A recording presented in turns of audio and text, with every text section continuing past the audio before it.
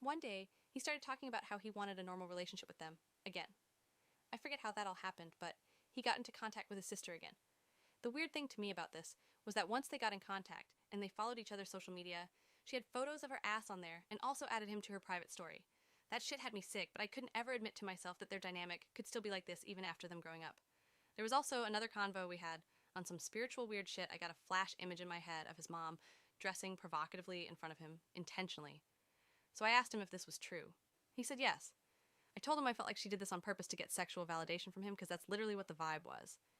Oddly enough, the following day he tells me he reached out to her to reconnect. Thought that was weird. So, we end up officially splitting, and he'd hit me up sometimes. Fast forward, about 6 months later, he FaceTimes me because he was going through some super deep, suicidal shit, and I was trying to help him out.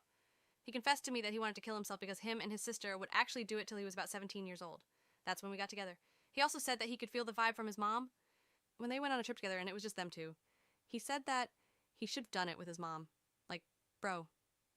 It made sense now why the mom and sister both hated me and claimed that I took him away from his family.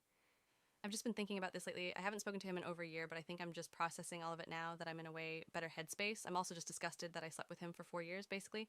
The entire relationship itself was so traumatizing I didn't even scratch the surface. But the entire sister thing is one of the worst. It also doesn't help that the sister has some fame on TikTok.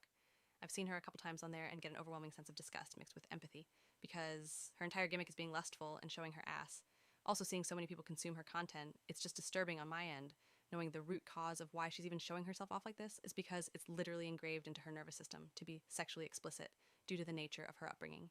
IDK, I just needed to let this out. I don't hate any of them. I just get deeply disturbed knowing how close I was to this dude and feeling taunted seeing her on my TikTok.